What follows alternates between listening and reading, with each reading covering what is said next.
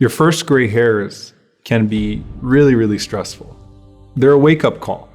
And that's why many of the ulama, they say when Allah subhanahu wa ta'ala says, أَوَلَمْ نُعَمِّرْكُمْ مَا يَتَذَكَّرُ فِيهِ مَنْ تَذَكَّرْ وَجَاءَكُمُ النَّذِيرُ. Haven't we given you a long enough life to figure it all out? And the nadhir, the warner, came to you? They say that gray hair is actually the warner that Allah is talking about. It's a sign that you're getting closer to your return to Allah subhanahu wa ta'ala, which is why the Prophet ﷺ said, أَعْذَرَ اللَّهُ إِلَىٰ أَمْرِئٍ أَخَّرَ أَجَلَهُ حَتَّى بَلَغَ 60 سَنَةً. Allah will forgive a person up until they reach the age of 60, meaning the proof has been established against them at that point. So that's one element of this. The other element is what caused that gray hair to sprout, other than old age. Gray can be induced, of course, by stress. And Allah says about the Day of Judgment, يَوْمًا يَجْعَلُ الْوِلْدَانَ شِيبًا, that it would be so severe that it would turn a newborn's hair gray. The Prophet ﷺ, he was known to not have much gray hair, but he had this sudden onset, and when he was asked why, he said, شَيَّبَتْنِي هُودْ وَأَخَوَاتُهَا. It was all from Surah Hud and its sister surahs, the surahs that are like it. So what's the takeaway in this regard? Anything that was used for Allah, anything that aged for Allah, anything that was induced for Allah is actually a great sign of honor. You look at the person who has endured a wound in the cause of Allah, or someone who put their joints through stress from the amount of worship or service that they did, or someone who has a mark of prostration on their forehead, and the list goes on and on and on and on. But the point is that the marks of the righteous in this world will certainly be streaks of reward in the hereafter.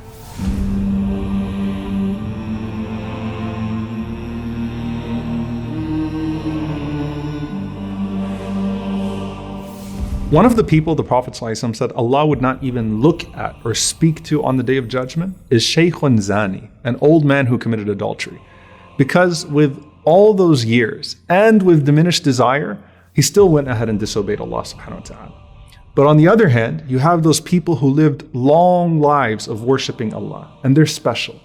And by the way, we should be honoring them as well. The Prophet ﷺ said, لَيْسَ مِنَّا مَنْ لَمْ يَرْحَمْ صَغِيرَنَا وَيَعْرِفْ شَرَفَ كَبِيرَنَا. He is not one of us who does not have mercy on our youth, nor knows the honor of our elders. And so, subhanAllah, the youth require mercy, not harshness. The elders, on the other hand, require honor, not mockery. And that's how you start to build a prophetic and balanced community. So how does Allah honor that age on the Day of Judgment?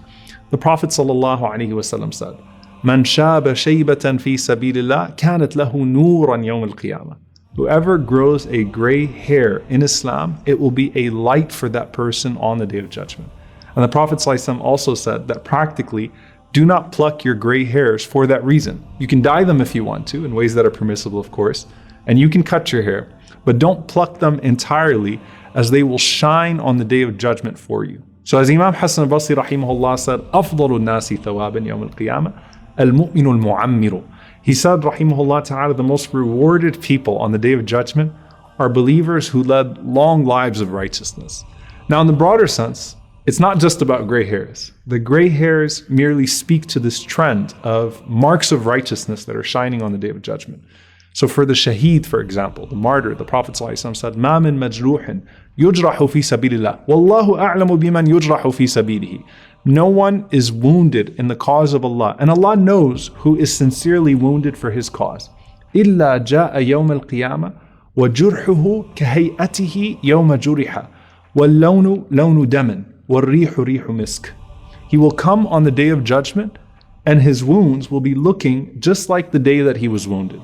And the color of that blood will be the color of blood, but the difference is that the blood will have the smell of musk. And no one is feeling sorry for that person on that day, because they are beaming with light in all of the places that they were wounded for the sake of Allah. So I think about Hamza radiallahu ta'ala anhu with his chest beaming on the Day of Judgment, or Khalid radiallahu ta'ala anhu, who said, every part of my body has been marked for the sake of Allah subhanahu wa ta'ala at this point in my life. And then you connect that to this other group of people. You see Bilal radiallahu ta'ala anhu and this large group of people coming forward, and they have these long, elegant necks. And the Prophet ﷺ said, Al-mu'adhinuna atwalu nasi a'naqan yawm al-qiyamah, that the callers to prayer will have the longest necks of the people on the Day of Judgment. Now, Imam al-Nawawi rahimahullah, he explains that the Arabs refer to nobility and people of leadership as people of long necks. So these people are the forerunners. Now, some of the scholars, they say that the mu'adhin is connected to the masjid because there is a person that is so regular in the masjid that the people yield to them for their decision making. And so there is also a position in this life that's denoted by that position in the hereafter.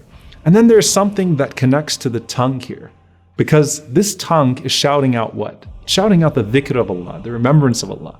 And Abu Sa'id al-Khudri radiallahu anhu, he said that the Prophet ﷺ taught that even if you're alone in the mountains, call the adhan.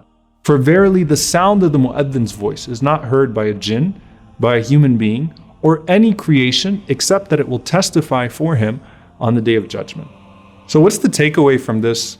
If I'm not old, I'm not a mu'adhin, and I'm not a warrior, one of the questions that you're going to be asked on the Day of Judgment is عن جسمه فيما أبلى. It's one of the first things you're asked about. What consumed your body?